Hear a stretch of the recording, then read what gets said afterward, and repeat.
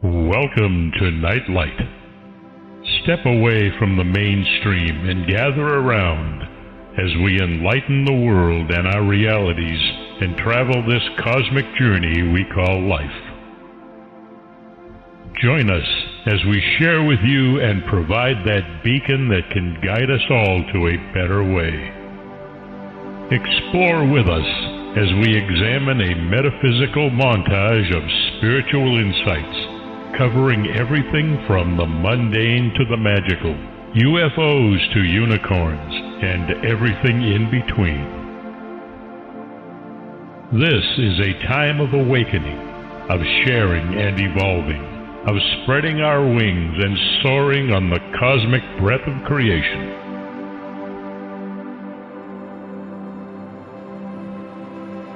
Come and join with other light-minded spirits as we weave our lights together to seek understanding, enlightenment, and with a little luck, some wisdom. This is Nightlight, a reminder that you are never alone.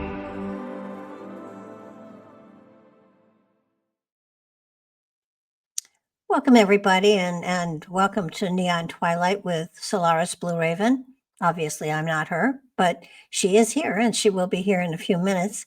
Wanted to thank you for joining us and spending your time with us. I know how precious time is these days, and for people to join us and to be with us and to listen to us and to egg us on to bigger and greater things. It's a wonderful gift that you give us to share your time with us. Solaris is the host of Neon Twilight, and you know her for her 3 programs that she does, radio shows, and all of the other the plethora of material that she has been involved in over the years. She's not that old, but she's done a tremendous amount, and the wisdom is profound. And she always has a new way of bringing information and insight into our lives and putting the information out there so that we can stretch ourselves as well. And because of that, I am so grateful that she does share her time with me, because I always learn so much from her. So welcome to the show, Solaris. And thank you, Barbara. It's a pleasure to be here again, connecting with you. Well, I think that the topic that you've chosen for tonight is such a great one. I'm so excited about it because I have all sorts of questions and nuances and stuff like that to sort of pull into, we may actually be able to do an actual show on what we had planned on doing. Mm-hmm. So, of course, we always know where we start. We just don't know where we're going to end up. That's right. Petroglyphs is very fascinating to me. Yeah. Very, very good stuff. And, I'm sure you're familiar with Jeff Woolwine. Of course, he did some very good, he did a lot of good research with that, with the petroglyphs, insofar as what he perceives them as, what they could be. And the idea behind them being extremely old. I mean, some of these are over like 40,000, 50,000 years old, if I'm not mistaken, one in Western Australia. So they're pretty ancient when it comes down to how long they've been around. Well, I think I can even top you. I think it's like 250,000 years, the pictographs that are in the French cave. Mm-hmm. Yep. Very fascinating. So basically, the topic that we had decided on was pictographs. Was that it? Petroglyphs. Oh, I'm sorry. Did I say pictographs? Petroglyphs. Petroglyphs. Same thing. Yeah. That's what I'm looking at. But we can go into the others. I mean, all different levels of it. Yeah, I mean, it's in many ways it's a way that the past has made an effort to communicate with the future. Mm-hmm. And if it's just a handprint on the wall or a picture of a horse or a bison or whatever, I mean, when you look at how there are petroglyphs, what's the difference between them? I call them petroglyphs. Pictographs, I think, are a little bit different. I'm looking at hieroglyphics are different, so I'd have to really look that up. I really don't know offhand. I always call Well, them the petroglyphs. That's what we were looking at. So so I we're should be looking looking at at the pictures that have pictographs. been, in caves and stuff like that, right? Well, I'm doing the petroglyphs, but yeah, I guess you can call them pictographs. Okay. I think we're talking about the same thing, just So the different pictorial names. symbol, here it is. So pictograph, probably a pictorial symbol for a word or phrase. Pictographs were used as the earliest known form of writing. Examples have been discovered in Egypt and Mesopotamia from before 3000 BC. Okay. Perhaps they look a little bit different versus the petroglyphs. Yeah, So what are you so that's talking about? interesting. I mean, Petroglyphs. Petroglyphs. No, I mean, I'm talking about the types of doorways that are associated with petroglyphs insofar as what they could be and the symbolism behind them, the ceremonial energies associated with them. That's what I was looking at when it comes down to some of the work Jeff Woolwine was looking at, actually. I That's where think I've been. I think we're really talking about the same thing. Well, It's you not can look it up and see. I mean, there's a, you can, it's up to you, really. uh, Pictographs or petroglyphs. It doesn't really matter at this point, well, but the they are different. petroglyph. I mean, the cave in France that has all of the drawings in it. Right. Um, Correct. and that cave is phenomenal. I'm not sure they're even letting people go in and view them anymore because they were so worried about the change in the atmosphere, how it would affect the drawings or whatever. They Mhm. have. It's really it's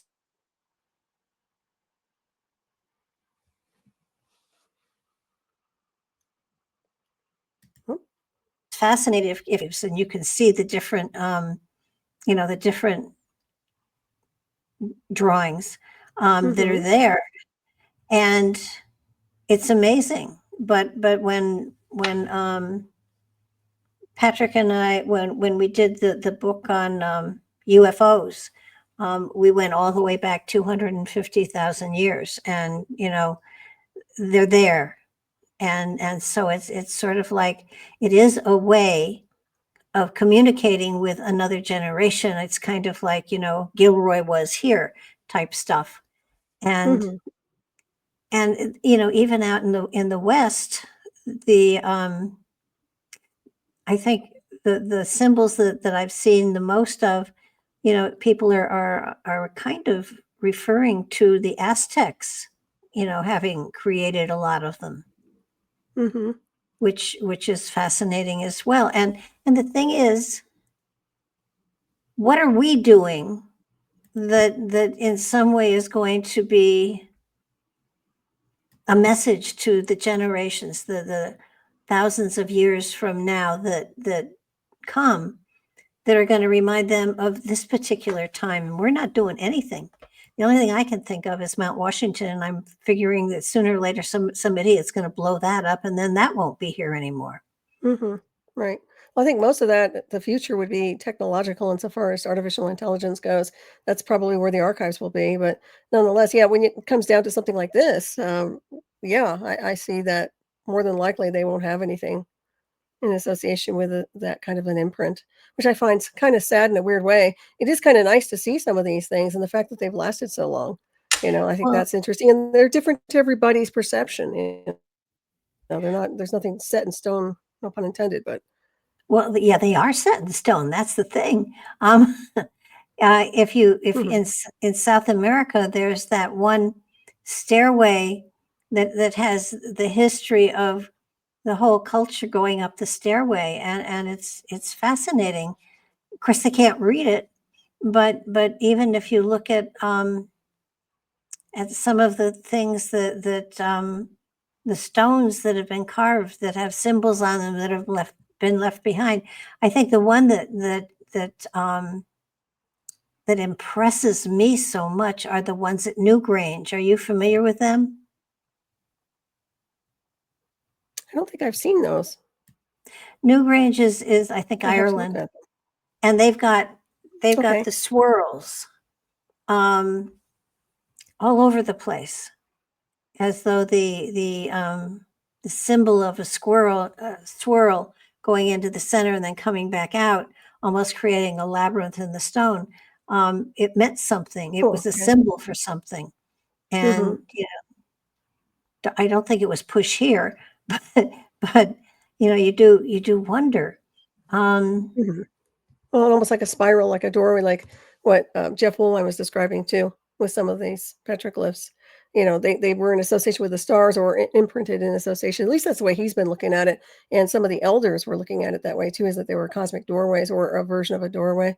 I think that could be possible. I haven't looked at the ones you're describing, so I'd have to, Google in there and check it Oh out. yeah, just I probably have seen it. I just don't remember it. But that's very yeah. interesting. Anytime you see a spiral, to me, that's a doorway or an access point of some kind, Well, energetically. to me, when I look at it, the message that I got was you have to go within in order to find, the direction you're going to go. Mhm. So it's spiraling into yourself, going into yourself in order to find the portal that'll take you to where you need to go. Mhm. And that swirl is there over and over and over and over again. It's all over the place. I mean, you see them in almost every any place that you have the petroglyphs on stones and things like that. But the swirl is Mhm. always there. The only place I don't think I've seen it would be in oh gosh, I'm drawing a blank. The place where they have the giant pictures of the NASCAR? No. Nazca, yeah. That there's not a swirl there, but that has all of the pictographs petroglyphs. It has all of the whatever's there, Wow. and so that you're looking at, there's a symbol that has been universal, but I don't know what the universal meaning is. Mhm. Right. And I guess depending on the people that walk that timeline, they would have their interpretation. And people coming from the future, we see it as a spiral or a doorway. I think what you're describing too, internal, that yeah, possible. And of course an external too. Symbolism, it's all energy any way you look at it. So it's Oh all very yeah. interesting. But something's been left behind, something's been able to last, which is surprising to me, quite honestly, that it hasn't been vandalized or something else. But we do have a little bit here and there of someone was here, right? Well, when you start to think about it, though, most of us just assume everybody reads or has a universal translator on their iPhone or whatever, and so that we're not leaving anything behind. You're right. AI, but what if there is no AI anymore? What if all you have is a planet with nothing in it, and there's no electricity, so there's nothing to generate to keep AI going. So what you have is a planet with no message for the future, because books are going to Yeah, it's rot and very crumble. inverted. I mean, Hmm. that I've really worried about that.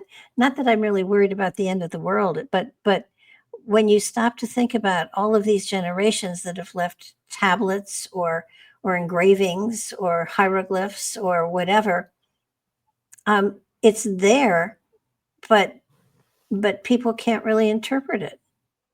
Hmm. And That's very and true. Yeah. so so what do you do? I mean, how do you communicate with a generation that is 2,000 years ahead of us? Hmm.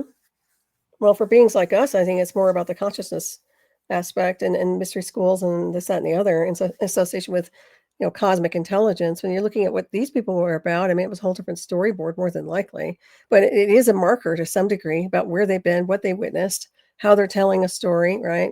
And Oh, how yeah. they're acknowledging that story, just like we use markers for graves.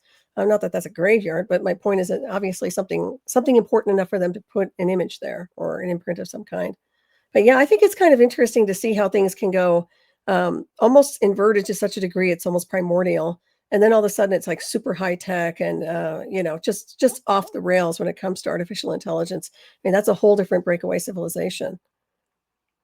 Well, absolutely. And when you think of all of these old structures they're finding and old, they're still discovering archaeological stuff that Hmm. has markings on it and whatever, and they can't interpret what the markings mean. And, it makes you think, just how intelligent are we when we can't, of course, look what we did when the Spanish went into South America. They burnt all the codexes that they had the history of their culture all written out, and they burned all of them because the priests didn't want to have any of that stuff material around to confuse people. But it would have helped a lot to have understood where they came from and what their philosophy was. I mean, Right. and at the same time, I think we're in the same place that we were before.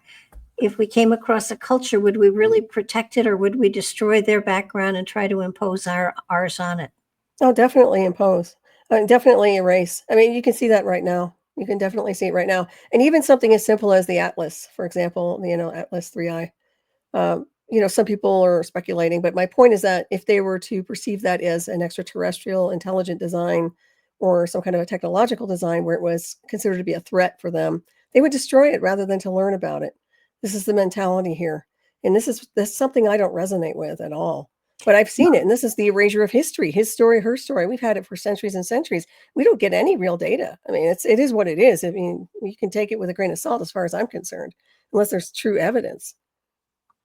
Well, yeah, and what gets me is if you're going to go back 2,000, 3,000 years, you're not really getting what actually happened. You're getting somebody's opinion of something that happened. That's right. I mean, even if you look at Josephus, I mean, he was writing a history for the Greeks, so he was writing it to please them, to give, to make them look good. So it's, you don't really know, and a time machine would come in so handy. Well, it could, but at the same time, it's kind of like this place feels like a ghost town sometimes to me. It just does. It feels like a haunted realm. There's so many things here that are echoing information, yet when you really try to look for it, it's not there. It's just a very strange place, isn't it? If you ask me, so much has been lost. I think it's archived in the cosmos and the Phallic Akashic, but for the most part here, it's been disintegrated or erased. And then you have the genetic code within each being here that supposedly can access a certain amount of information. But yeah, it's interesting. And then we have this, and even though they're telling us that's how old they are, we really don't know how old these petroglyphs or whatever they are. I mean, we really don't have an idea. I mean, they say it's that, and I guess you can believe them, but it's just one of those weird things, Well, when you get the Native Americans that are interpreting them, and it's the same thing with the Eskimos, with the totems. This is what this means. This is what they tell you what the different symbols mean, but they don't know what was in the heart of the person creating it. When I did all of those personal mandalas for people so many years ago, the painting was a picture of their soul energy, but nobody knew that. And so it's funny because 4 of them came up for sale, and they were billed as geometric paintings. So I wrote the man who owned the gallery that was selling them and said, that's not what they are. And I explained to him what they were and everything. And he got all excited about them. And he took them down. He said, I'm going to save them. I think that they'll only increase in value as time goes on, which I think was a kind way of saying when I die, they'll be worth more. But probably. Yeah. But it was fascinating that he had no idea what they were. The readings that went with them weren't there. It was just the painting. Right. And happily, I numbered all of them. So I can tell people the month that they were delivered, and the year. So, and the number that they were in that year and the number that they were in all. So, I had a number, there's a numbering system that goes with them. But it's kind of like nobody knows what it meant except the person that got it, because then they knew what each of the colors meant and how they related to each other and how that in some way depicted their personality and how they dealt with their life and their evolution. Hmm. But without somebody giving you the little white book or the nitty gritty of how to interpret something, all you're seeing is a pretty picture or a carving on a rock that you can't interpret and you don't know what it means. And Right. and when you stop to think about it, we have signs that say stop, but if like that one truck driver that didn't have a license and couldn't read English and everything like that, he didn't know what a stop sign meant, Hmm. and he killed 3 people. Right. So even the symbols were not getting their true meanings, and with hieroglyphs especially, um, they're beautiful. Uh, Hmm. They really are. But I think you're right. There's no manual. There's no owner's manual with a lot of stuff. So it is what it is. And each author has their own way of creating their own information, template. So even if people read the books, that they're not necessarily understanding everything that the author was trying to relay. I think sometimes they do, but a lot of the time it's not. It's more encryption oriented. It's more speaking to the subconscious of the spirit when it comes down to how information is processed and absorbed, if you ask me. And I think the same thing goes with art, or anything like that. Your work is that people are perceiving it through the energy a lot mhm. of the time, right? Oh yeah. So, and other times, I mean, I don't know what that guy's trip was, but yeah. Actually, it was really kind of funny. The Mandelas were always drawn and painted on somebody's soul energy, which was beautiful, Hmm. and so then to do the reading about it and past life stuff and forward stuff and everything, it was always an enjoyable experience for me. Oh, And I bet. there were a couple of people that I did them for that when I got all done, I was disappointed because what I thought I was going to get, I didn't get. Hmm. And it was like, wow. And they were people that I really liked. So it Hmm. was it was sort of like the fact that I didn't get the depth and the breadth of spiritual whatever that I was sure was inside the person, it didn't come out that way. And Hmm. um, it was a shock to me. Hmm. It was like, well, damn. You know? That's interesting. Yeah. I Well, mean, that's what you were reading on them, in their field. So, right. yeah, and that's these were people that were important to me in my life, and I really had deep feelings for. And when I got into their deep whatevers, um, you could see what was in them, Hmm. but not whether or not they were going to manifest it. Very interesting. Yeah. Hmm. So, and now with like 30, 40, 50 years to reflect back on it, they were very accurate. I mean, I haven't painted mandalas for years Hmm. and have no intention of doing any more. But um, and the only reason I did them was to get ready to do the deck of cards. Excuse me. So Hmm. they were a means to an end. They were not something that I was going to do for the rest of my life. Right. Well, that Thank makes sense. heavens. And what you have out is significant. So, very Oh yeah, significant. yeah. There are like 500 of them out there, and then there are 52 that's in the deck. So yeah, they're out Hmm. there. Oh, it's plenty. Um, Yeah. That's awesome. it was, but it was really funny when I put the oils away. My mother said, "What are you doing?" And I said, "I'm done painting. I've got the deck of cards. It's published. It's out there. Hmm. It's out there." And she said, "Well, aren't you going to do more?" And I said, "No, I'm done. Hmm. I may paint posies at some point in time, but um, and every now and then I think maybe I'll paint a flower or two, but it was kind of like a means to an end, and it was done, and it's out there, and every now and then you have to say, okay, I'm done with this particular project, and now I'm going to go on to something different. I'm going to be creative in another way. Right. Next chapter. Yeah. Well, that makes sense. Are you finding that lately most people are in some way, shape, or form in an energetic of chaos inside of their lives? I think there's a lot of chaos here. I would say that for the most part, people I encounter seem to be doing okay, but they're in a very linear space. So it's more about just everyday stuff. They're not focused on spirit, consciousness, or anything beyond the realm of here, from what Yeah. I've seen. Yeah. So I don't know if it's really high drama per se, but that's been going on. I've also been noting a lot of people with health issues, like strange health issues, like kind of out of the box kind of stuff going on, which is also an indicator of the spirit, not in the biosuit being out of alignment to some degree, if you ask me. So I've seen that. But yeah, I mean, everything's off here to me. I don't know about you, but the vibe is off, and it's been off for a while now. So, yeah, Yeah. I mean, I don't like it. It feels yucky. It feels like I need to like live in a chamber of some kind to regenerate every day, and it just feels weird. It feels funky to me.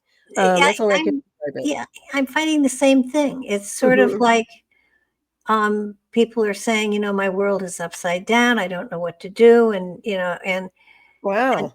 I have come across more people lately saying, you know, what's going on in the world? And it's not necessarily whatever's going on in the world. It's just that there's so much pressure, angst, um, upset, Mhm. turmoil that everybody is relating to it in their own way, and it is impacting their their life to a great extent that they can't they can't get themselves straight. They can't focus on one thing, finish it, get on to another. They're so overwhelmed by everything that's going on, they just don't know where Mhm. to go next. Wow. Well, I think a lot of it is atmospheric. I mean, especially right now, to me, the inversion aspect of what's happening here politically is just off the rails. And then the idea behind moving in backwards versus forward, I mean, like a reflection of World War II comes to mind. I mean, that kind of an energetic signature. I mean, once you move on and you graduate off these frequency fields and these bands, you don't want to go backwards. And I find that that's happening. So that could be part of the inertia and the collision that's happening here with a lot of people. For me, I notice the vibrations are just not the way they should be. It's not my personal vibration. And it's the atmospheric condition that is just no good. I don't care how beautiful the day is. I mean, I see it and I understand it. So I don't know if that's what they're picking up on, but I certainly see it.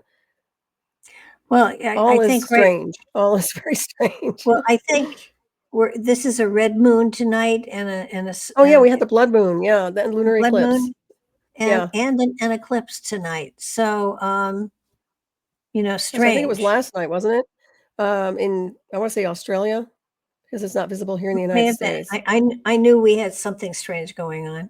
Yeah, Uh, definitely. That was, and people couldn't see it from here, if you're in the States, but Australia and New Zealand and yeah, Europe, yeah, stuff like that. I think there's a conspiracy going on around here in Nashville that every time we have an asteroid shower, we have clouds. Oh, Uh, bummer. Yeah, I've seen that over here too, where you can't really absorb that beauty. Yeah, I get it. I mean, That's frustrating. I had a boyfriend once, and we just loved to lay outside and stare at the sky and watch for shooting stars. And we always, saw several. Mhm. So, we had great sky there. No street lights, no traffic lights, no nothing. It was great. And there were times where it was just so frequent. It was super. Um, and I've always, looked for a place that had good sky so I could just sit there and stare at the sky. And here, every time, we've got there's lights all over the place. It's hard to.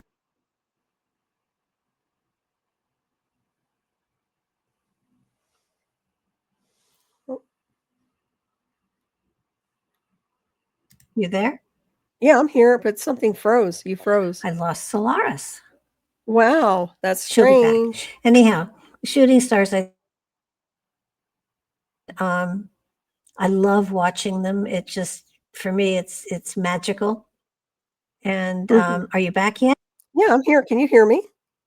I'm Yeah, you went communicating. away for Well, yeah, you a while. froze. Your screen froze. That's okay. The shooting stars. Okay.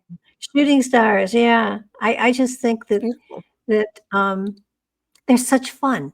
And you know, how many people actually even stare at the sky anymore? Mhm. Hardly anyone. They're iPhones instead.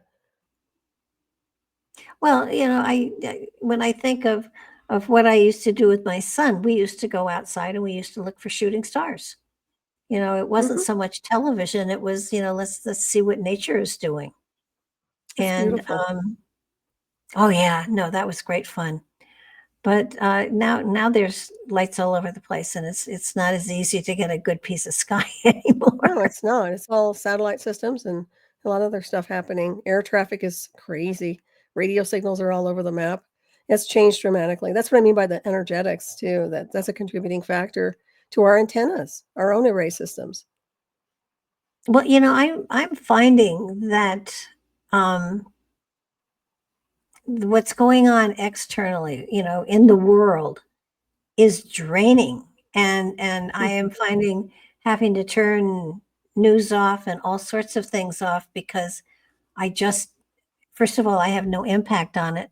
So why should I worry about it? And I should just try to keep my own energy field going Mhm. rather than being horrified at what's happening in the world and not having any impact into it. Mhm. Right.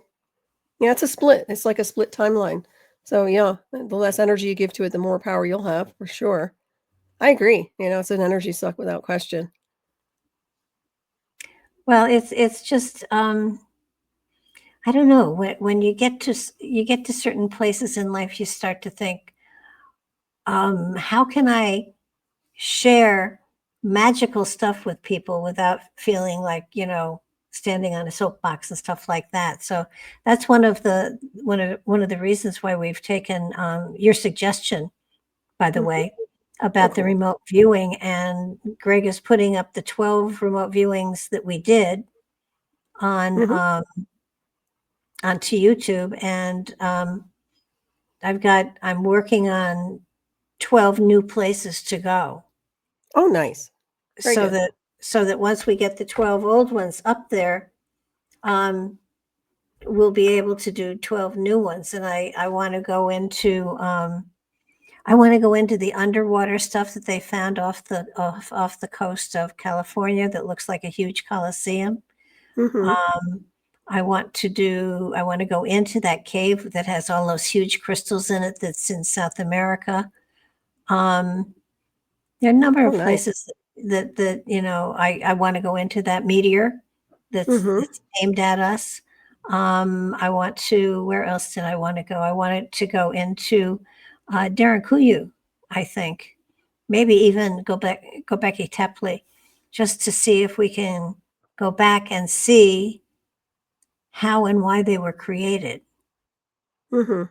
Um, because, you know, everybody gives you their impression as to what it was created for. Mhm. And in many cases, I think they're using the solstice alignment.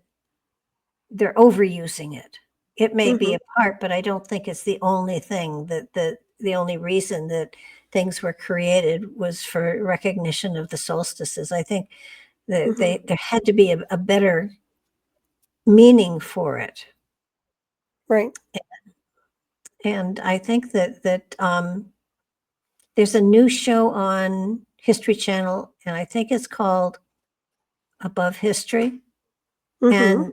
And what they've done is they've taken um, drones and they've found historical sites that are on the um, on the landscape that weren't noticed if you're on the ground. And they're finding all sorts of ancient earthworks and things like that in the Mhm. show. It's really quite fascinating. Um, Very interesting.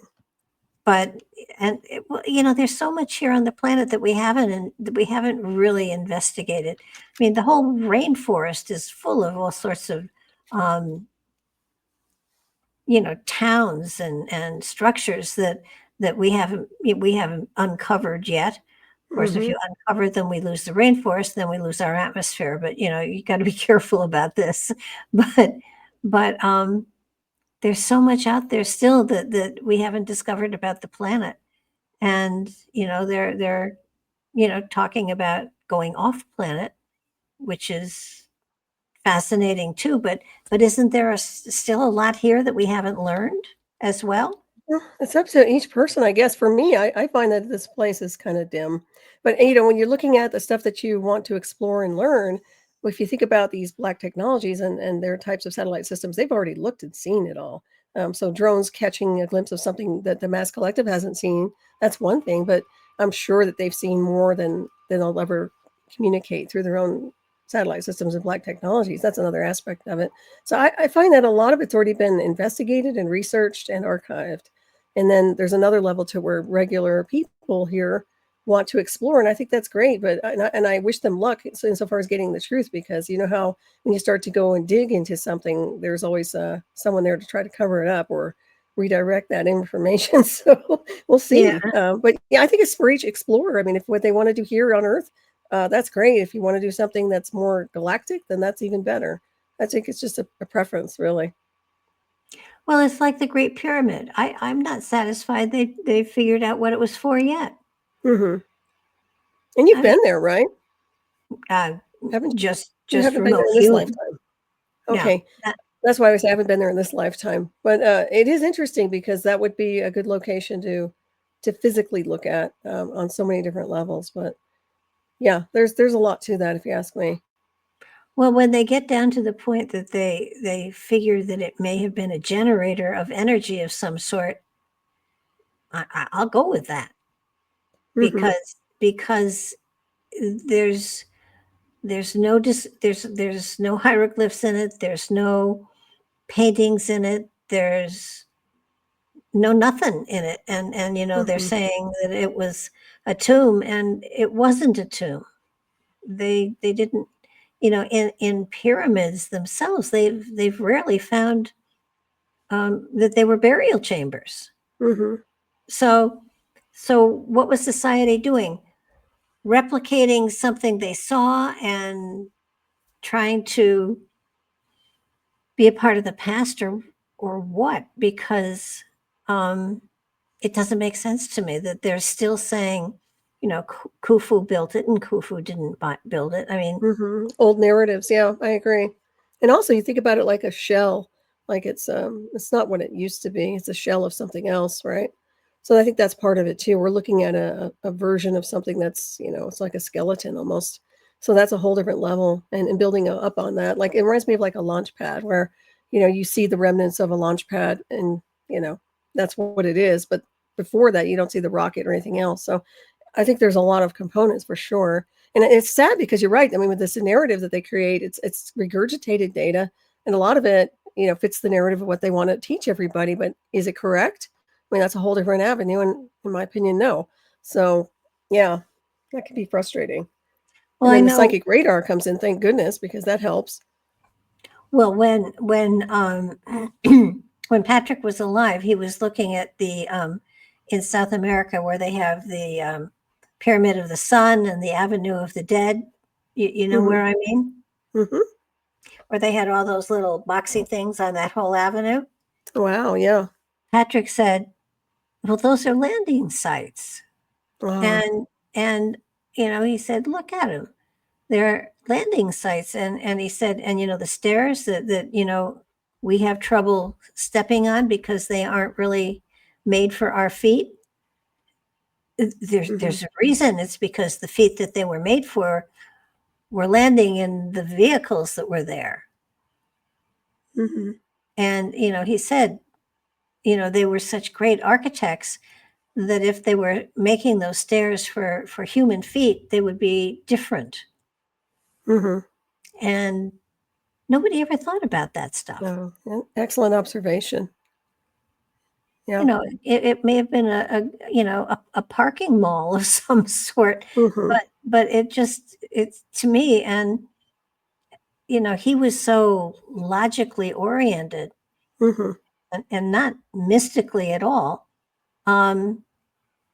That you know, and he was a contractor. He said, "Look at it. If I was going to build a staircase for somebody, he gave the dimensions, and he said these are almost constant dimensions for Mm-hmm. people's feet, and those are not the dimensions that are on those structures.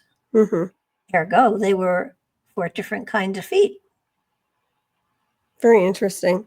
Yeah, it's also interesting to look at every type of site from an aerial perspective. I think we learn a lot more rather than just being, boots on the ground. I think looking from an aerial perspective and observing it from the sky gives you a whole lot of information, if you ask me.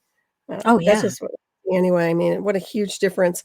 You can almost see you can almost see like a tunnel or an inversion where people can travel through some of these things. I mean, when you're looking for the pyramids, for example, how it almost looks like it's going inward.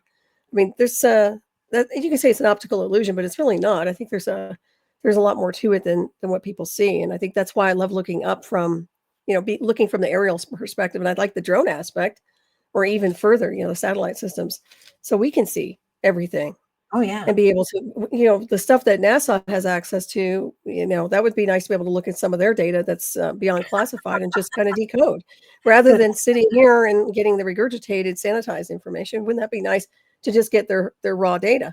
I would love that.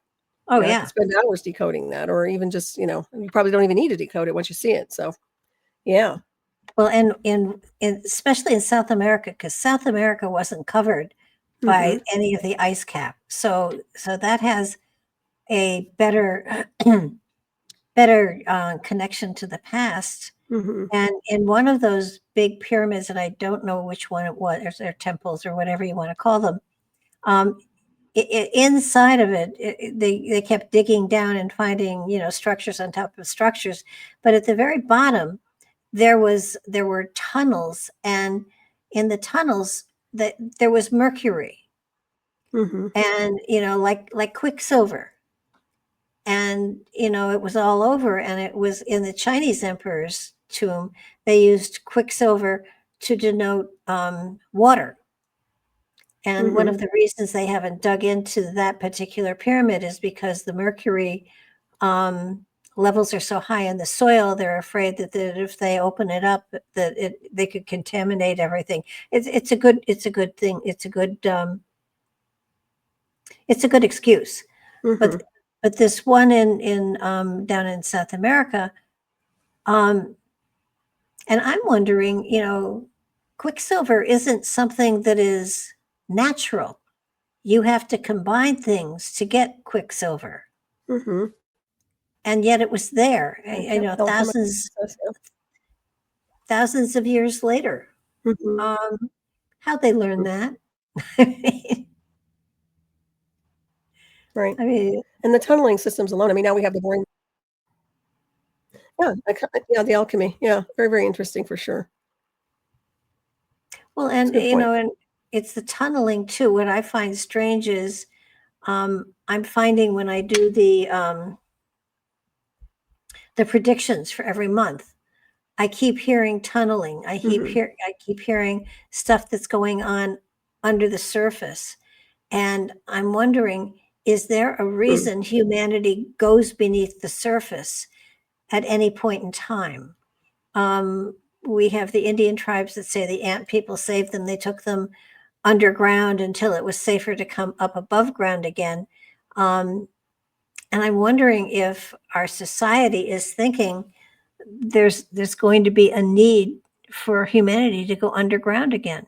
Darren Kuyu, they went Mhm. underground. I know that they're creating underground cities now. I mean, I'm hearing it, I'm feeling it, I'm seeing it, and I Mhm. don't know why. Mhm. It makes sense to survive underground without question. And then, of course, the military bases, expansion underground as well. I think that's the whole idea with the boring machines. I mean, it was to create all these areas of whether it's for experimental, which I think a lot of it is technology, information, and a platform for the military too. And then, of course, there are other civilizations who probably like to be underground. I think that it's very vulnerable to be above ground. To be honest with you, I think we're at the mercy of a lot of different things here, whether it's elements or political arenas or religious arenas. I think at some point people want to disappear. Maybe the closest thing to disappearing would be underground for a while. So I could see that. I could definitely see that. Survival, though. I mean, how would you have to make sure everything, obviously oxygen, this, that, and the other is stabilized. And I think that can be done very easily as well. Just like the moon, it could live there. You could live underground. Well, isn't there a great deal underground at the moon? As far as I'm concerned, there is. That, especially when it comes down to craters and, little domes. I mean, you put a little dome over a lot of that. I like domes. Haven't they even seen, using Google Earth, haven't they actually even found some places where obviously they are entrances to underground whatever, or the remnants of above ground structures that have been deserted? On the moon? Yeah.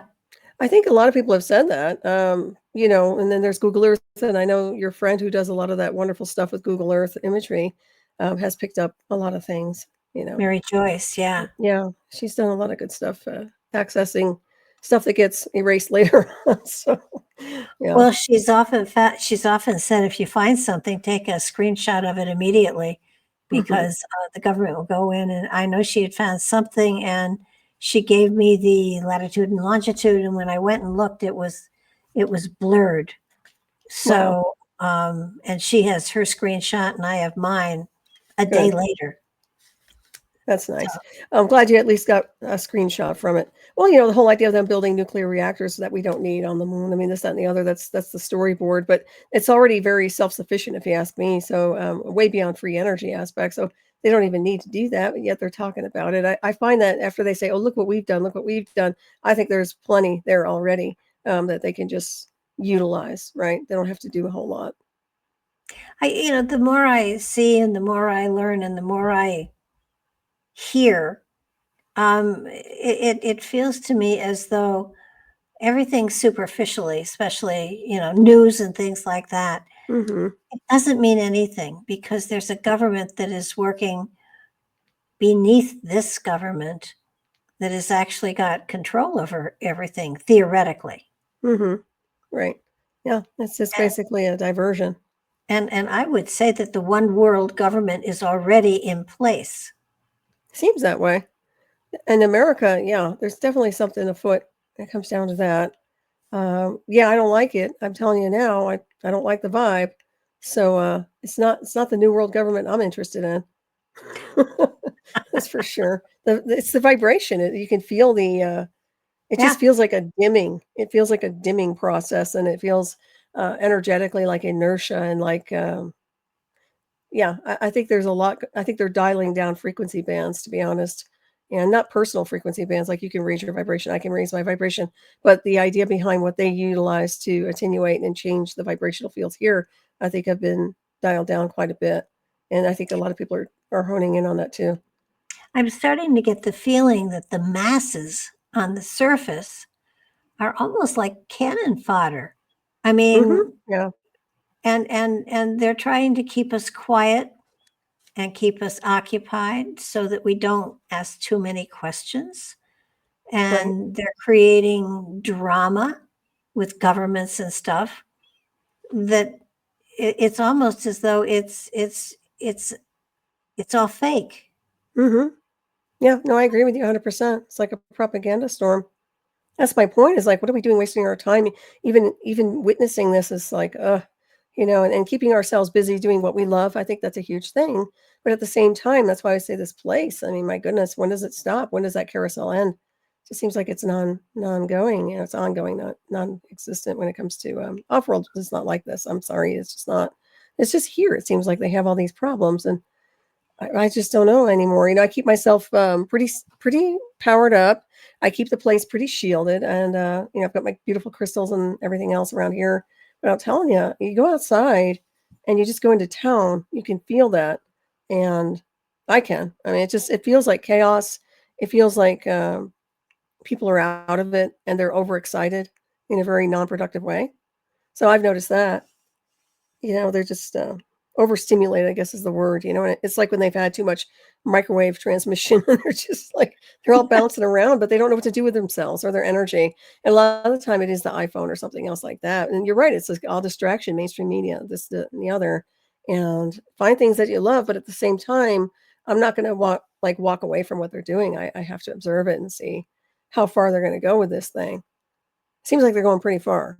So, Oh yeah, I mean, the more I step back and become an observer rather than a participant, it becomes very, very clear that the populace is being stirred up in order to have riots and let them blow off steam that way rather than ask questions, you know. exactly. Yeah. And it seems to me frightening Yeah, it's a because waste of energy. Think about how they're wasting their psychic power and their prana on that when they could be doing something else. Like, I like your remote viewing thing, and I'm glad you're getting back into that. But another level to that is the remote influencing. Okay, so we have the ability to change things through psyche, through consciousness, through group, beyond meditation, through intent. And I find that that should be another level of doing what we need to do to change the paradigm here, if we so choose, as a mass collective. I don't think people are at the level they need to be energetically or psychically to be able to do a lot of that, but you never know. I mean, if they have enough passion and energy to be out there doing, their protests, this, that, and the other, I think they could do a lot more with their psychic energy. And I think that's where it's gonna have to be, the silent, influence, so to speak. you see them, what the masses are objecting to, and it doesn't Mhm, make sense to me, you know. Yeah, they want to keep the murderers and the rapists and the drug dealers in society. They don't want them picked up and sent back home to where they mhm, belong. That right, doesn't make sense. That just mhm. doesn't make sense. And Yeah, it's going a little sideways. Well, that doesn't make sense, but at the same time, I think the law enforcement should have been able to handle that. So once again, he's moving military in, which is, you realize he's changed the name of the Pentagon to the Department of War, and I think that's a big statement because yeah, that means that's not nice. Okay, that's a sign of aggression and war towards anyone or anything. So, it is what it is, but I think people should keep that into perspective here. And no, I agree with you. I like peace. I like nice, tranquil environmental conditions. And yeah, I don't think we should be protecting any criminals in any formula. But at the same time, why can't our military do what they need to do outside the perimeter of these areas? I think that we should have had our police force able to handle a lot of this, and perhaps they are not able to. Who knows? But I would have thought they well, could have yeah. done it. But a lot of the politicians that are, wanting to cut stuff, they all have bodyguards. They all have Oh, sure. chauffeurs. They have, I mean, Yeah, they're not out you bet. there. They don't know what it's like. No. That's what I Um, mean. We're the ones that are vulnerable. But yeah.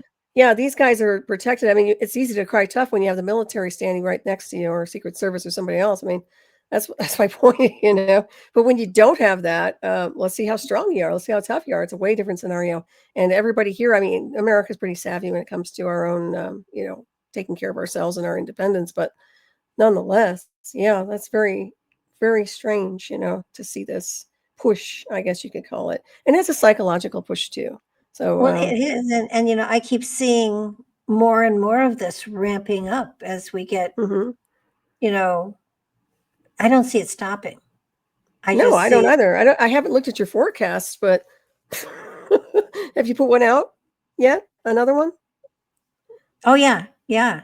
Okay, I'll have to check it out. So, yeah, It, because this is it's getting kind of crazy, isn't it? It's getting a little bit too much. Okay. I think one of the things that I saw was Texas being divided into 2 or 3 different states. Wow, that's interesting. I could see that. I could Well, it's see big that enough. too. It's big enough and they're stubborn enough. So, yeah, definitely. Um, that was one of the main things. I mean, I saw more volcanoes, more earthquakes. We've had them. I saw some of some politicians in high place leaving the country just in case. Um, Interesting. and 2 of them did.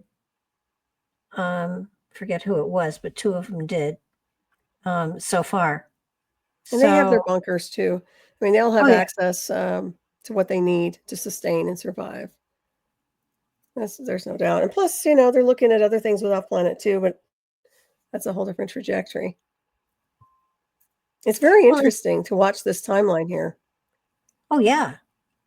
No, it never ceases to surprise me. And that's, I try not to listen to the news because, I mean, the thing with the Ukraine, Putin's not going to stop. And I don't know how anybody thought that he could be forced into peace, because he doesn't want peace. He wants Kiev. I think they all want war at this point. I don't think it's just Putin. I think it's here too. I think that they're all pushing for some kind of a cyber war into physical combat. But the idea that he's maneuvering military here in the United States, it to me is a big red flag. It just is. And then looking globally, they're positioning, whether it's just a game that they're all pretending that they're going to do this, or just want to imprint the mass collective to get them under control, or there's another level to it. It just seems to me like everything is being ramped up and strategically done. So, well, yeah, we've got military. That's why my radar is like, oh, what's that? Oh, we've got military now down by Venezuela. Right. Because what's that all about? I mean, I'm sorry. Did I miss something here? Did I miss the memo? drugs. So why? Drugs. Yeah, but so what? I mean, what happened to CIA? Weren't they the ones that used to do all that back in the day? Why is it the military now? Well, I think because some of those organizations have been corrupted and they haven't cleaned them all out yet. I don't know. All I know is that the only thing that really came through with when doing the predictions was that you cannot force peace on someone. It has to come from their heart. And if they don't want peace, they won't honor any peace, anything. So you can't force somebody to sign a peace treaty. You can't blackmail them into wanting peace with the taxes and everything. So I don't know. And I'm not absolutely in favor of murdering people or anything like that. It's just that there has to be a better way of doing something, and I don't know what it is. Well, it certainly isn't. In my opinion, this is not a good route. But you know what? We've been through uglier stuff too. But I think this is going to get nasty, and it just seems kind of it's just toxic. That's the only word that comes to mind at this point. It's not something that feels good every day. To be around this kind of regurgitated vibe, and also what's going on in our country. I think that there's some weird happening here, and yeah, it's nice to clean up the streets, but at what cost? And then once again, I call it the Great Disappearing Act. I think I mentioned that to you the last time, because we don't really know where this is heading. And at some point, stepping up and saying something, and it doesn't mean you're, from the border or this, that, and the other, just voicing, just being a voice could be a problem at some point. And I don't want to see that happen in this country to a point where people are, swept away because of something they're saying that someone's against. Right. So I think there's a lot to look at here on multi-layers, on many faceted levels. So, well, and Great Britain, they say, is sort of having horrible problems too. I think I did say that I thought that King Charles was going to be the last king. Interesting. I could be wrong. That's interesting. Just I don't think the country wants a monarchy anymore. No, I agree with you on that. But they did what they needed to do all these decades, and for a very long time they had control. They're so rich. It's not like they'll be out of a job. Oh, exactly. But also the idea behind intelligence, and once again, that's another layer to intelligence and information that no one will ever have access to on the UK and in the UK.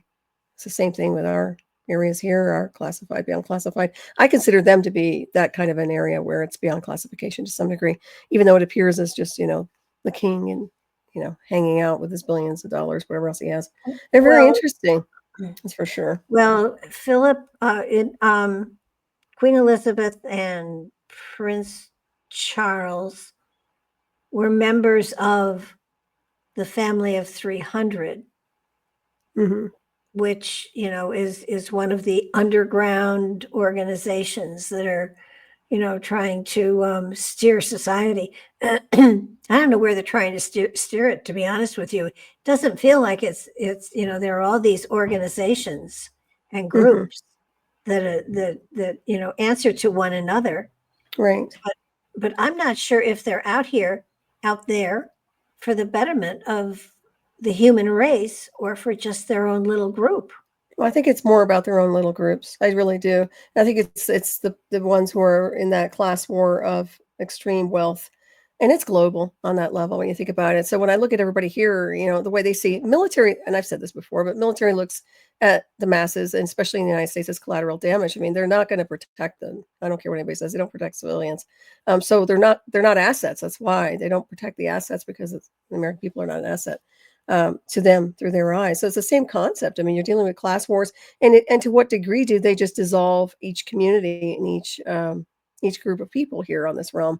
I think that's a high possibility that they just want to get rid of everybody. And I think the 2020 beta test of that was very obvious that they liked the idea of having their own privatized world, and that everybody here, non-essential people, didn't have to just go home, wash your hands, stay in your house.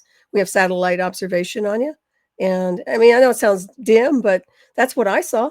That's what I saw when they were doing all this. So, it is what it is. But I don't see much compassion with these people insofar as trying to make this world a better place. And they've had many, many moons to get it right. So, I think that it's push until everybody kind of goes to the side. I mean, I would like to, excuse me, I would like to think that there is a group somewhere that is looking out for the masses. I think the Pope is. I know that sounds weird, but this new Pope, I think he's definitely, I think he does care about the people. This guy, the new one, Leo, I think he does. I don't really study him a lot, but in my opinion, I think he really does care about people. I do. Now, to what degree he's going to do anything, I'm not sure, but that's somebody I see that's in between it all, in between the middle. So it reminds me of the Druids back in the day, when there's wars between all these different clans, and there's always someone who's in between the spaces, that's not on either side. I think we need that. I think we need a lot of that going on. And also just kind of like a mirror of conscience. And, it's not up to them to decide the fate of everybody here. I know they want to, and they've been doing it for a very long time by deception, but it's not their job. And they've taken it as their job. So that's another level to it. Like we don't need a mother and a father. We don't need a daddy taking over here. Big daddy's home, that's what like, I don't need a daddy. Sorry. Kind of crazy. Well, when you look at, how everything has worked, where, you got big pharma and you've got the big industries that are controlling millions of people. That it's sort of like, I think one of the big deals when I moved to Nashville was to stay out of debt, which, knock on wood, I have. That's awesome. But it's not easy. It's not easy. And you get to the point where it's like, what's the point? You get into credit card debt, and it just kind of tumbles and tumbles and tumbles. And you don't ever get a chance to take a deep breath. And every time you think you have a deep breath, something major goes and you have to go back in debt again. Right. And, it's just survival. It's all about survival here. Nobody really has a break, do they? Seems like. Well, it's like humanity is on one of those hamster wheels. And when you look at us as a race, as a species, is it going to survive, and should it? Well, I agree. Yeah. Well, when you I think that's a point you make. Should it survive? And we are immortal beings, so let's keep that there. But the idea behind, look at how wrong everything has been for so long, and how defective everything has been with the social engineering for many, many moons, to a point where it's really hurt the evolution of this society, where we could have been a lot further. So yeah, you have to look at it and say, do we zero it out again? But these guys who are warlords, I mean, it's not up to them to zero it out. I think it's up to a very a higher power beyond this realm. I'm not talking man's version of God, but something beyond it all to zero it out. At some point, I think the source, yeah. But the thing is, I mean, yes, we are immortal. The spirit inside of us is, but the humanness isn't. And will the Yeah. species that we're inhabiting right now survive? Well, they can clone.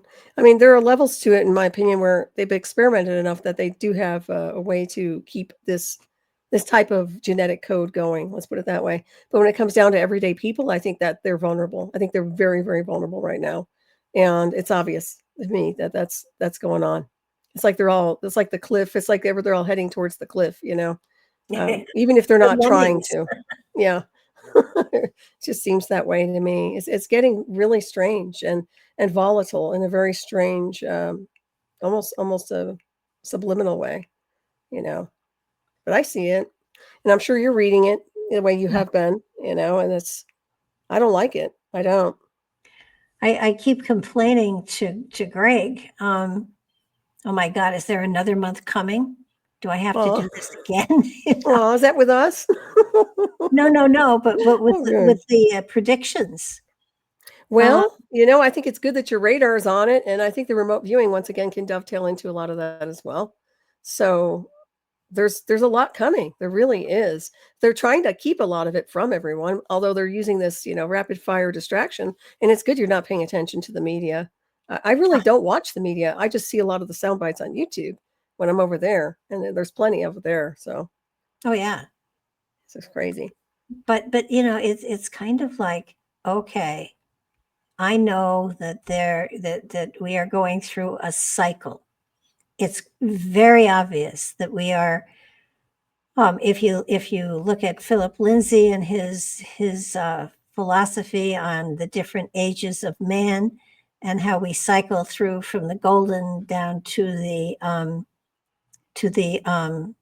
bottom cycle, which is where we are now. And then there's mass destruction, and then we start over again. It's very obvious there has been a cycle that this planet has gone through over the millions of years that it's been here, and that humanity, our species, has gone through these different cycles as well. And we are in one of the lower, we're not in the golden age, that's for damn sure. Hmm. And we're in I think it's the Aryan um, level Interesting. that we're in now. And we grow up to the golden age, and then we evolve down from the golden age, and we've been evolving down for generations and generations and Hmm. generations. And the place where we are now is not the most spiritually oriented, for sure. It's not. And it's almost like a simulated spiritual realm too. It's because of the types of technology we've been exposed to. So even the organic cosmic forces are getting, there's a little bit of an in between there when it comes down to psychic ability and energy. If you ask me, I think that's been going on, and nothing is really the same. So we have to kind of adapt onto another level. But at the same time, I think there's so much happening here when it comes to that type of technology and what they've been trying to do. So, but the as above, so below, and once again, the breakaway civilizations and societies. But I think you're right. When it comes down to it, no, this is no golden age in any formula. And they're just trying to acquire as much as they can, dominate as much as they can on a global scale, and stake territory. And that is just like so non-productive and so out of touch with cosmic design. To me, it is. It's just like not even close to the galactic fields. The way Well, you know. I don't think we're going to see the ultimate um, mass destruction in your and my lifetime, but I Hmm. think we are aiming towards it. And once that happens, and once they start to build again towards a golden age, it's going to be interesting to watch. But Hmm. but but knowing that we're spiraling downward, even though apparently there are leaders that are trying not to, we are spiraling downward. I think so too. Yeah, I think they're imploding, and even with their types of artificial intelligence, they're still going inverted. Yeah, because it's based on their programmers and their algorithms, which are not from off planet. Yeah. I see that. I think a big thing is to keep an eye on this comet coming in, and not that I'm saying it's extraterrestrial in any formula. I think there's a lot of hoopla about what it's supposed to be. But if I see any weird aggression coming from our military towards that, I think that's a real end game insofar as ending them as a civilization, because that's really we're tired of watching our global military attack off-world species. I think that has to end. And the fact that they're not even willing to work with them on a neutral grounds, and I'm talking theoretically, if it was something important, an artificial intelligence or some kind of an extraterrestrial, and their first hello is, "We're gonna shoot you down." And they've done this before, and you know it. So, Yeah. you know, I just think that's a problem. It's a huge I collective mean, problem, okay? it's kind of like, look at what our first reaction is to anything we don't understand. Let's kill it. Right. It's Look disgusting. at Yeah. Bigfoot. Look at, you know, there are, we got to go kill it, and we got to get a body so we can discover what it's like. Why don't you say, take me to your leader? Why don't you try to communicate? What is this about, They're very capturing? threatened. I mean, Yeah. it's ridiculous. The first reaction is, you know, put us on first alert. Mhm. Um, that's not the way to peacefully communicate with anyone, anything. Mhm. But I think if our first reaction or action is to, fire missiles at whatever this is, I think basically we'll just be slammed into a timeout. The whole planet will be put Agreed. in a quarantine, and you know, give it 5, 10,000 years and try again. Um, Game over. Yeah. yeah, Well, it's kinda like also that taking down their satellite systems is not as hard as you think it is, or people would think it is. And that's another level to advanced systems that are capable of taking everything down here but if it gets out of hand. Yeah. look what we've done. It's become a race of who can get there first and do the most, Right. as opposed to let's work together and Mhm. see what we can accomplish together.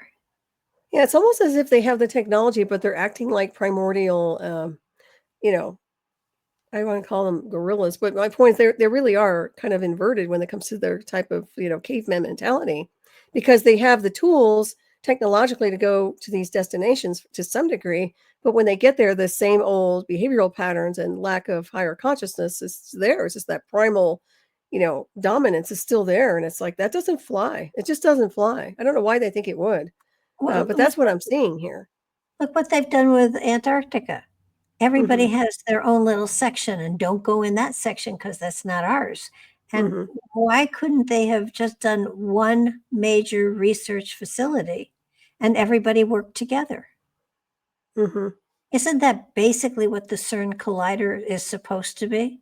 Well, technically, I still like CERN. I think that's fascinating.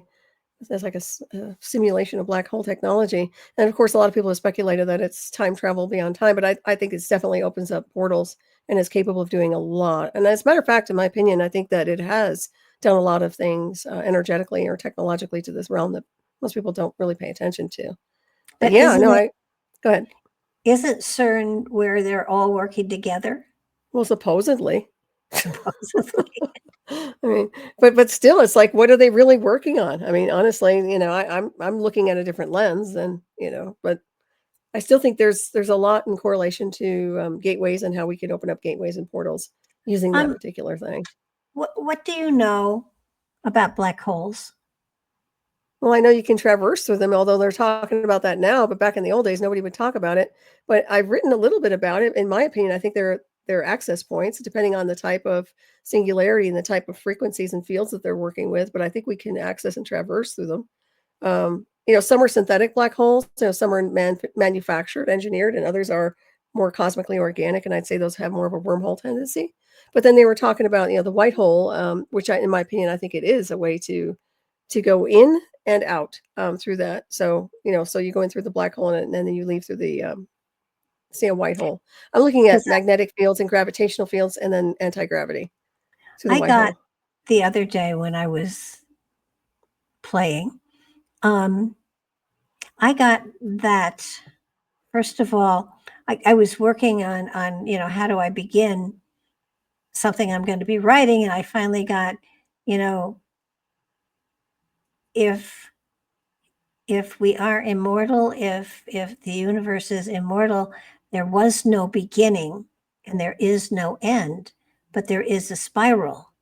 And if you want to write about your place in it, you call it a time of awakening, Well, that's beautiful. which I thought was kind of cool. Hmm. But then we've misinterpreted the black holes. And Hmm. basically, and this is folks, this is just according to what I got. I'm not even standing behind it and saying, yes, this is true. I'm just saying this is what I got. That the universe as we know it was birthed through a black hole, spewing everything out. And that now the black hole just stands there, basically absorbing garbage. Well, that's interesting.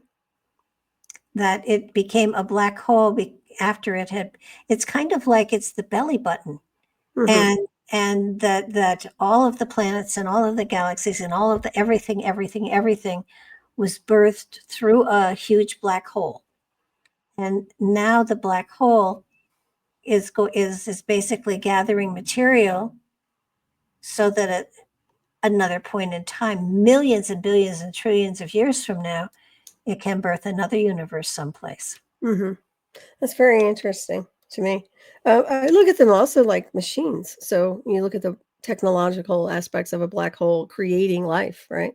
And in my opinion, I always say God is a machine and the illusion of God, but the great Yeah. intelligence, the great cosmic mind is sentient machine, in my opinion, or something that's understanding the complexity of holographic fields and universes and using the mathematical equations beyond mathematics and artificial intelligence to create a civilization. And I think we're just, this civilization doesn't even understand the complexity of this suit they operate in, and also the lack of how they understand the multidimensional spheres and all that. But that's pretty interesting what you were accessing. But to me, when you start describing that, I think it sounds like the machine. It sounds like the black hole is a machine, and that's why I look at CERN is like you can simulate black hole technology, and we know that we can do that. That's a Oh yeah. no-brainer.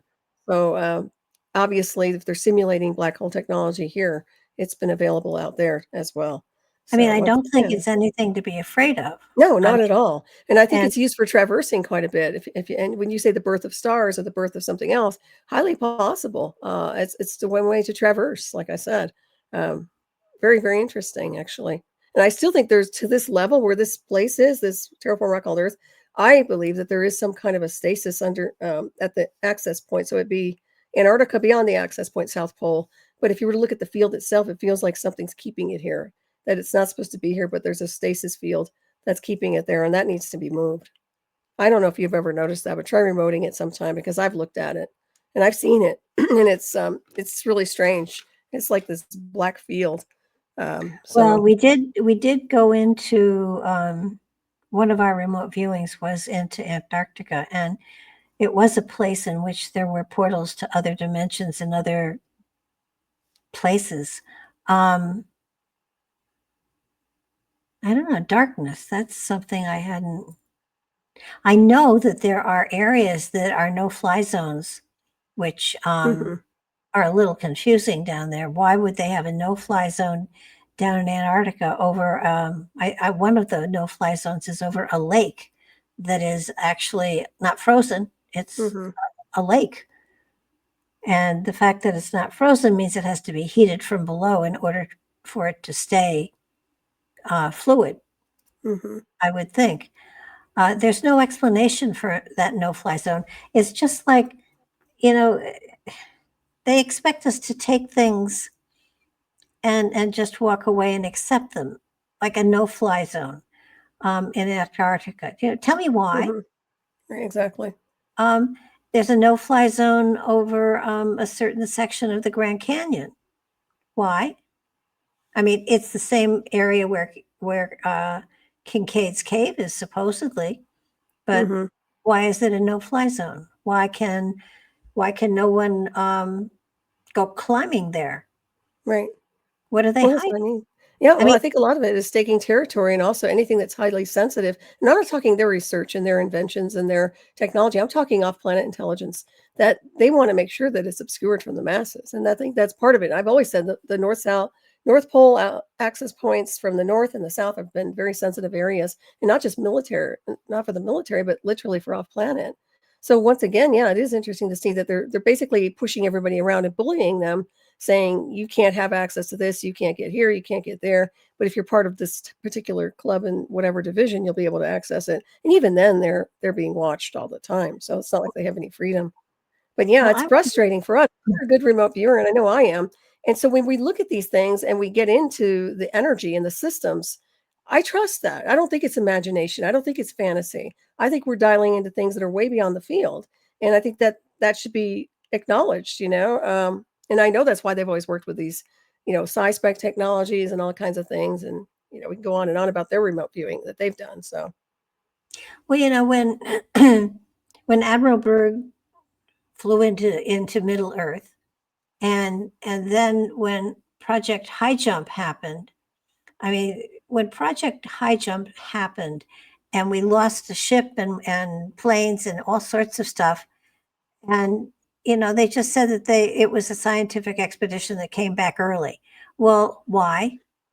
And we hear the rumbles of the fact that they were attacked, mhm.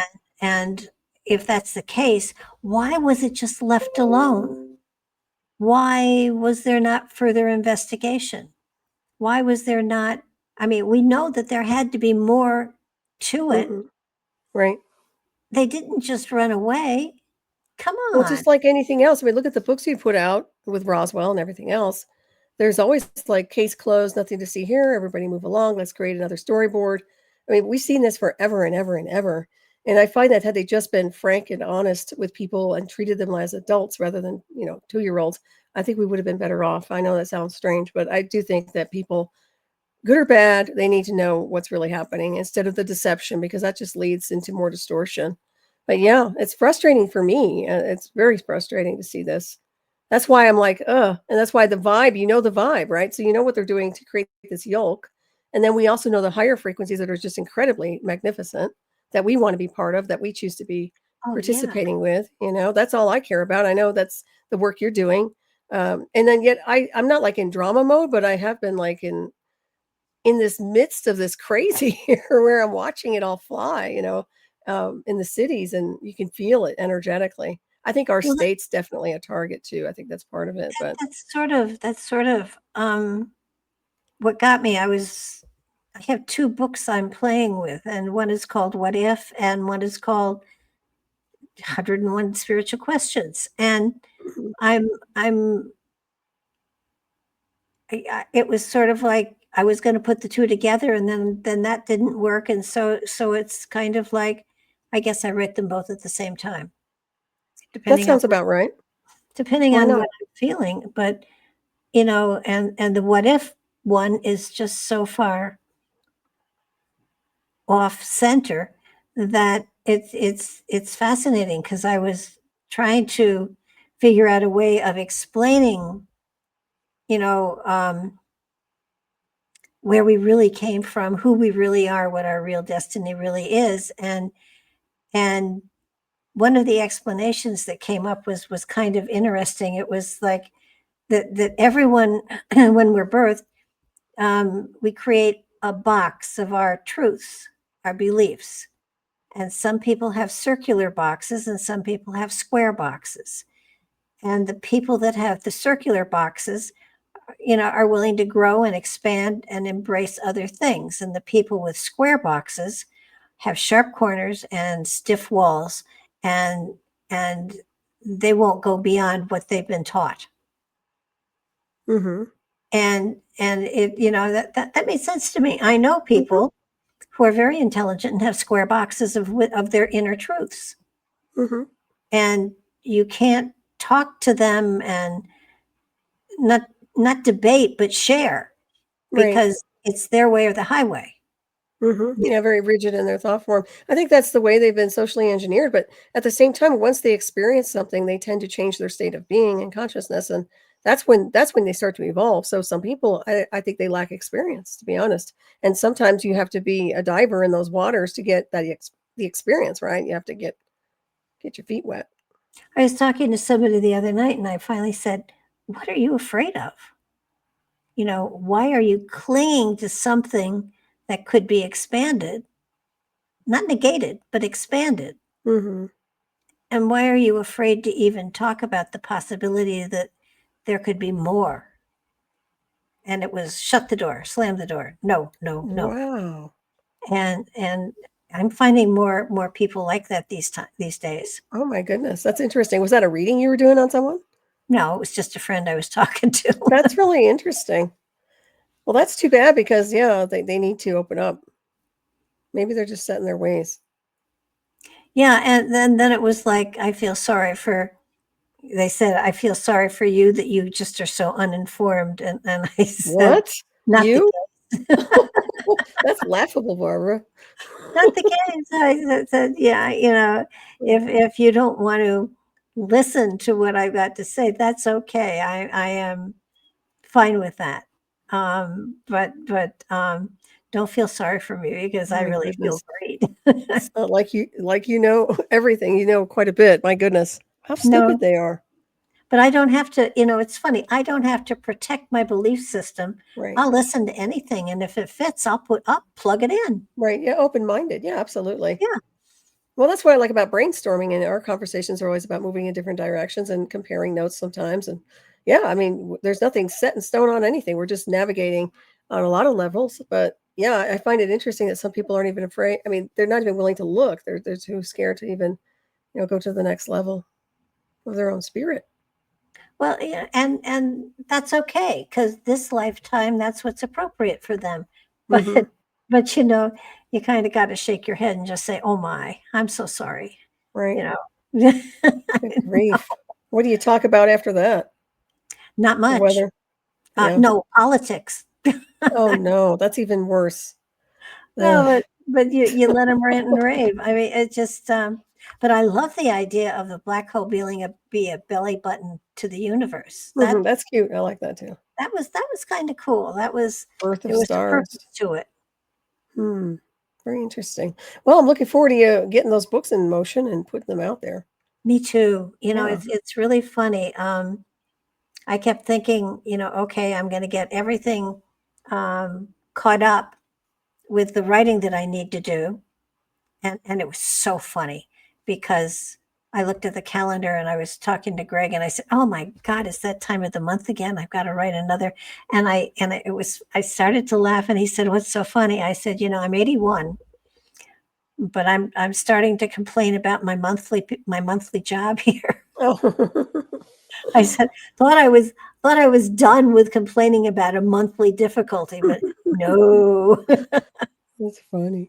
He said, "Well, you do get a little crabby." And I said, "Yeah, I know. I just don't want to sit down and do it. And yet I feel obligated to do it. And there's such a good response to it. I'm going to keep Hmm. doing it. There I are would. people that read it. Yeah, So, I would definitely keep doing it. but it's like once a month, I That's have to funny. sit down at the computer and say, "Okay, give me what you got." And and I fought it. I did stop it for a while because there were such unpleasant things. I didn't want to write about them. Hmm. And I kept Yeah, thinking, it's a lot of darkness. It's a layer, though. And one thing I've noticed too, Barbara, is it kind of disintegrates too. I mean, the thought forms are their energy like incense, and then they disintegrate. Some of the stuff sticks, obviously, but "Mhm." it moves. It does move energetically speaking, and I like that part. Well, yeah. And, I always make sure that there's hope there. I always put that in. Hmm. But it's really, there's some things that are just going to be consistent. The weather's going to be crazy. We're going to have, um, volcanoes, especially underground volcanoes, are going to be going Interesting. off. And that was another thing. The Illusion Islands are going to be very, very, very active. Hmm. Well, I I think had Washington State also there's that volcanic activity off of Washington State. Um, yeah, there's stuff going on. Yeah. That's Ring of Fire stuff. Hmm. But every now and then when I'm writing this stuff, I have to check out the map and see what I'm talking about. Hmm. But but that was the Aleutian Islands are going to be very, very active. Did you know that there are over 56 volcanoes up in the Aleutians? That sounds about right. Very, very interesting. That's a lot of volcanoes. Mm-hmm. Yeah, it is. Chain reaction. And they've started to erupt, and there are a couple more someplace else in the world that are spitting up lava as well. Mm-hmm. So it's like, it's almost like the Earth is kind of giving itself a cosmetic makeover and building land where there wasn't, and it's going to be kind of interesting. It feels to me though as though there are volcanoes in the States, and I know there's one between the New Madrid line and the coast of California. I mean, there's a major one that's in Yellowstone, Mm-hmm. but there's another smaller one that's in the States that has been dormant for a very long time. That will be very messy when that goes off, if it goes off. Mm-hmm. But I mean, it's the New Madrid line that I think is gonna go. Mm-hmm. I keep predicting it. I think that the reason it hasn't gone is because I've been predicting it, and the time I don't predict it's going to go is going to be the time that it goes. And also the pull on the field. I think that's part of it too. That's what I see anyway. There's a big pull on the field of this realm. So who knows where that's going to lead? But it could create a lot more havoc, without a doubt. Well, I if think you this look comet's going to create that. Actually, I think it's going to facilitate something like that. well, it could. If Yeah. you look at the disasters that we've had with firefires and with flooding, with water all over the place. I mean, some of the dams that have burst and things like that. We're I'm worried about New Orleans too, because Hmm. they have those dikes there, but and I think that the Army Corps of Engineers, I don't know if they went in, if they strengthened any of them or not, but Mm-hmm. we're having incredible hurricanes and storms, and I, Different weather patterns. How is it hot down there? I mean, how is it with you, temperature wise? Is it we abnormal? No, we finally got out of the 110s, 105s. Oh my gosh. It was only in the 60s and 70s today. Oh, that's Um, beautiful. Nice. yeah, no, from now on through Christmas, I mean, when I came down here, now I came out of Connecticut, um, and I knew what cold, snowy weather was, and uh, the first time it snowed here, they canceled school for 2 days because of the blizzard, and we had, I think, an inch or two of snow. Hmm. That was the blizzard for them. Oh, Called my son and I said, when are the plows coming? And he said, Mom, we don't have plows. And I said, well, what do you do with the snow? And he said, we just wait for it to melt. that's funny. Oh And my goodness. Well, in, in Connecticut, we were lucky if it was melted by May sometimes. So, that's, it's, yeah. but no, we've had major drought here, and hopefully, I think we're coming back into hotter weather, but it'll only be in the 80s, so it won't be bad. That's not But bad at yeah, all. I think no, we're going no. to have an early winter here. I have a real strong feeling we're gonna start having some temperature shifts in September, late September and October. Do you have anything that gives you an indication, like um, the caterpillars here? Usually, if the stripes on them were very wide, it was going to be a tough winter, and if they were narrow, it was going to be an easy winter. Um, Hmm. are there any indications like that where you are? Not that I'm aware of. That's interesting though. Well, I guess I'll pay attention to what's around me on that level. Check out the caterpillars. Yeah, I haven't seen any caterpillars at all. It's just kind of interesting. Hmm. I, And the you know, hummingbirds we keep track of, that sort yeah, of thing. no, it's the weather has been, it's tropical plants are all I can grow in my garden because I get 12 hours of sun. Wow, Um, that's nice. No, Well, it not can be. not when It's it's challenging. 105 and Oh, stuff like that's that. really intense. Yeah, that's pretty intense. Nobody's happy with that. And it's kind of like, okay, let's just figure out what I can plant in the ground that will come back that's drought resistant. And Hmm. I think I got it figured out. I'll let you know next spring if things come back the way they're supposed to. Oh, nice. I'll tell But you one thing. I've been seeing a lot of dragonflies over here, really, which is unusual. Yeah. So I'm not sure what that's about, but I love dragonflies. oh yeah, I are think they're are beautiful. are the birds starting to migrate? Well, the hummingbirds are kind of moving on, but I haven't seen, actually, I haven't seen that many birds, to be honest with you, around here. So that's interesting too. And the wildlife, I haven't seen as much as I normally do this time of year. So yeah, things are a little different. Well, I that's usually see. I Good. think their radar is kind of screwed up too. Hmm. I mean, I think you're right. we've got deer here, and they do walk through the complex on occasion. So um, we do have the deer. I had a wonderful groundhog here who would come in thunderstorms and sit on my patio on his hind feet and watch the rain and the thunder and lightning with me. Oh, He got that's hit so by cute. he got hit by a car. It was Oh, he was hairy. I just he was that's sad. he was He not a sounds pet. really cute. I did not feed him, but Harry would come when there was a storm, and I would look, and suddenly there he was sitting on the patio on his hind legs watching everything. And when it stopped raining, he would leave. What a smart one. It was Oh, it's too bad he got hit by a car. yeah, no, I miss him, but Hmm. we've got a skunk and we've got You can armadillo. have the skunk. Yeah, we just don't alarm the skunk. Is what we That's don't right. do. What about Um, raccoons? Do you get raccoons? have raccoons. Wow.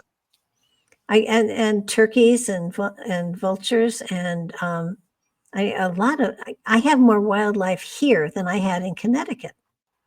Well, that's interesting. It's you that brought it, Foxes, right? huh? Do you bring that energy over with the wildlife, or is it just the norm for that area? I don't know. I have always loved the wildlife. I don't want to get out and pet it. Well, the deer I would like, but the foxes, there were baby foxes here that we had running all over the place for a while. Um, we do back up on woods, and we do have a very large field that's connected to the condo. So, uh, we have plenty of space here, and it's like I said, more wildlife here than I saw in Connecticut. That's And you interesting. would have thought it was the other way around. The only thing I haven't seen here that I saw in Connecticut was a bear, and we had a bear that's den was on in the woods near me, and she had a couple of cubs, and every summer, I think the last time I was there, she had two bear cubs that romped around with her too. Hmm. But but you've got a ton of wildlife there, don't I you? do normally. Yeah, I usually get the moose, the elk, the fox. I always Oh, get, and the coyote. And yeah, I've had just about everything over here, but I haven't seen anything lately. Knock wood, but I'm assuming they'll be over at some point. The elk are always over here, and I haven't seen hardly any.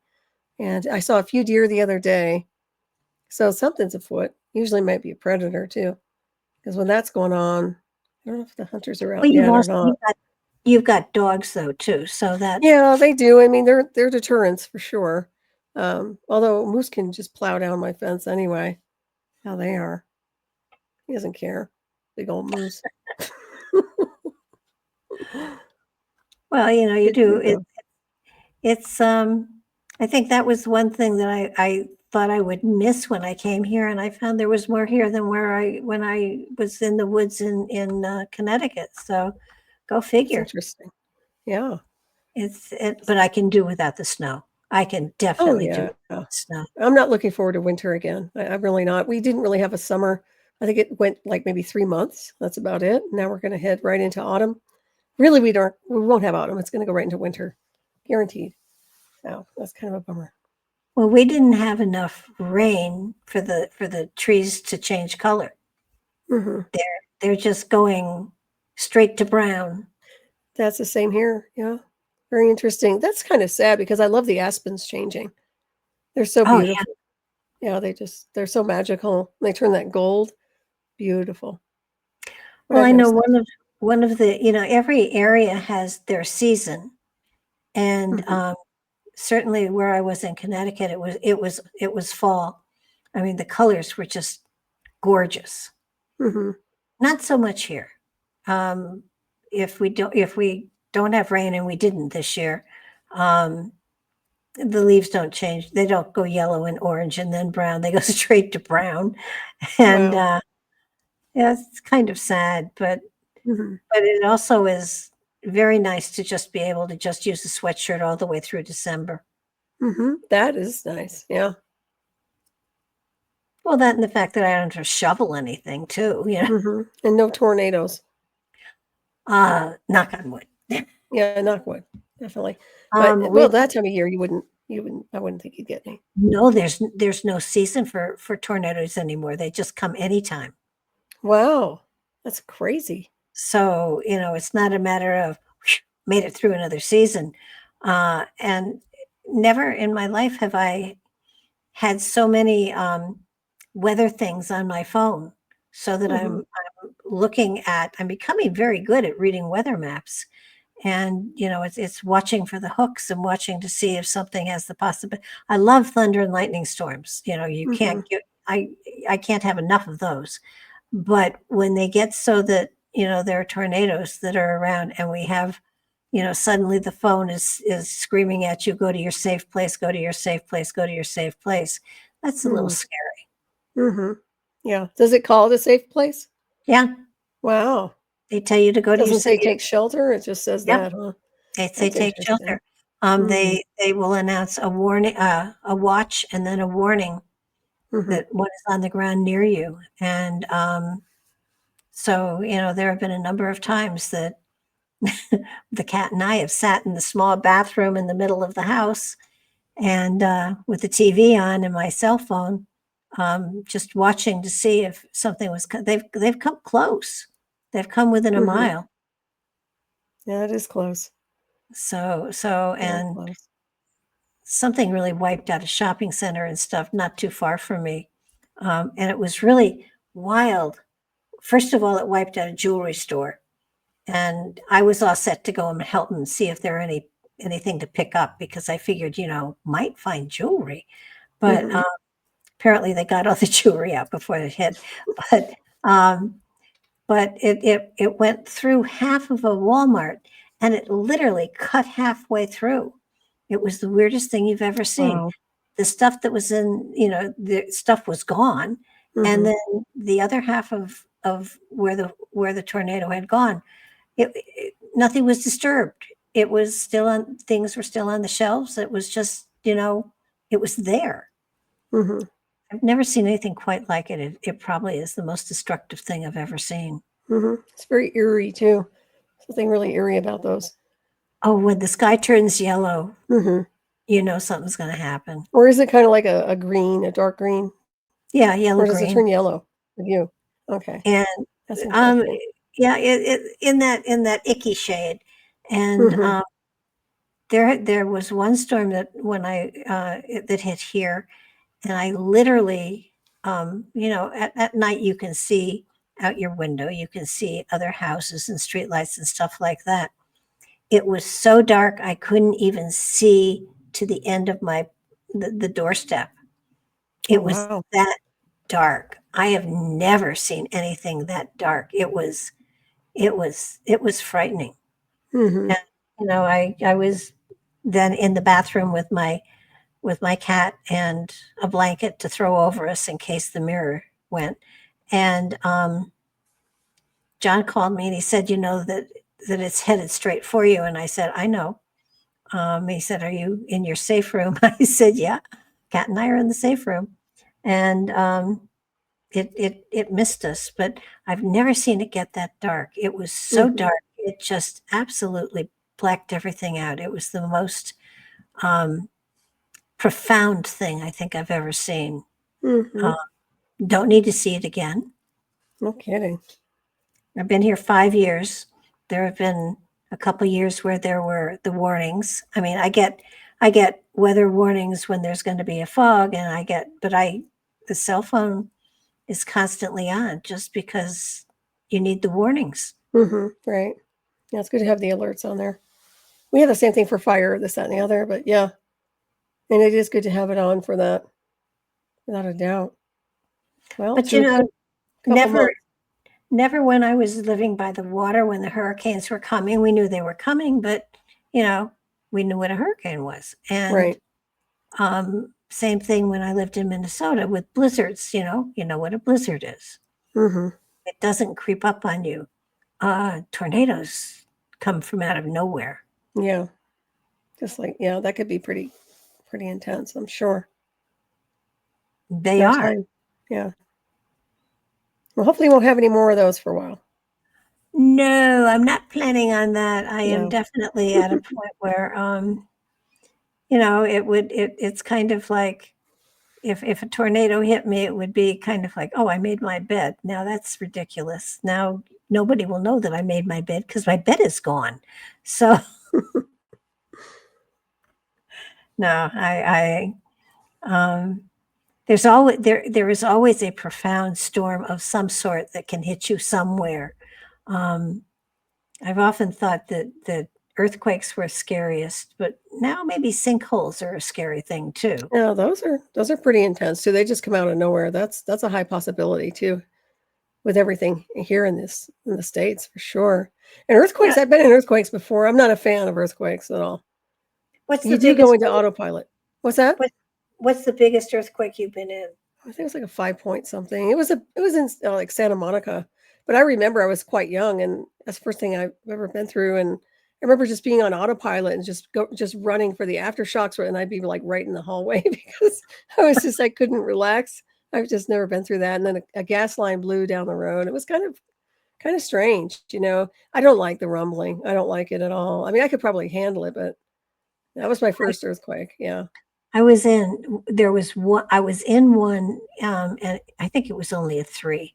And I mean, it was just a gentle tremor. It was, it wasn't horrifying, but I had a cat and a dog sleeping on my bed, and neither of them moved. And I looked at them and I said, "You're supposed to warn me." That's funny. But while the rumbling was cool, what really impressed me was the sound. I could hear the plates grinding. And I've never heard a noise like that before. And that was really impressive. That impressed me more than the rumble. Was this in California? No, it was in New York. Oh, wow. That's interesting. And it was springtime, and I know the windows were open, and I felt the shaking, but it was the sound of the plates grinding. It was just so, you knew that there was incredible pressure there. You knew you could feel it, and it was like, holy moly, this is really, this is frightening. I wonder how many people could hear that. I don't know. I have a feeling that sometimes the fact that I am psychic, that I am tuned to nature and stuff like that, that maybe I hear things that other people don't. I was going to say, because I don't recall hearing a grinding, although it was a long time ago, but nonetheless, yeah, but you hear all kinds of other stuff. Oh yeah. No, and John was in one of those in, the big one that hit San Francisco where the bridges fell. Oh my gosh. Wow. He was in LA. When he was in school there, and they were sitting on top of the fraternity house watching the buildings around them burn. Oh man. Jeez. Wow. Unbelievable. Yeah, exactly. I know people get used to it, especially the Californians that live there, but yeah, I don't get used to anything like that. Whether it's a fire or anything else, I'm just on red alert. Oh gosh, yeah. That's I mean, I like storms, but I don't like major destruction. Yeah, I go into overdrive for sure. I mean, in a good way, but I'm never just relaxed about it. Well, I don't get scared until afterwards. Hmm. Afterwards, let me get into bed, pull the covers over my head, talk to me a day or so from now. Right? Yeah. Well, listen, I just noticed our time, and we're getting close here. So why don't you tell people where you can be gotten and heard? Okay. Will do. And thank you for a wonderful show with you again. It's good to see you and good to hear you and have a great conversation. Oh, Let's see. I have Hyperspace over there on Revolution Radio Studio A. That's 5 p.m. Eastern Time. Everybody wants to dial in on Fridays. And then on Saturday night, Raven Star's Witching Hour, Revolution.Radio Studio A, 12 midnight Eastern Time, 9 p.m. Pacific. And I'm here with you once a month. And thank you for hosting and being here as a co-host with me. And I always enjoy our conversations. And oh, sorry about my delay. I was in a time warp there. I'm glad you texted me earlier. I was like, no problem. no. By the way, Revolution Radio has a wonderful chat room. You do have to join in order to be in it, but it's a great chat room to be in once you've joined. Yeah, they can So get into Discord over there. Yeah. it is a fun one. But yeah, this has been a lot of fun, and I just it's so great to talk to somebody that speaks the same language. So I'm so appreciative that you share your time with me and And likewise. the Yeah. night And audience. compare our notes about the crazy that's going on. So that's fabulous too. Yeah, I guess it's my turn to pick topic for next It time. is, Barbara. Hooray. It'll be fun. I will see if I can't figure out something profoundly wonderful. Awesome. So, I'll do my homework, I promise. oh, you're right. So until next time, good night, and Right. such a joy to be with you.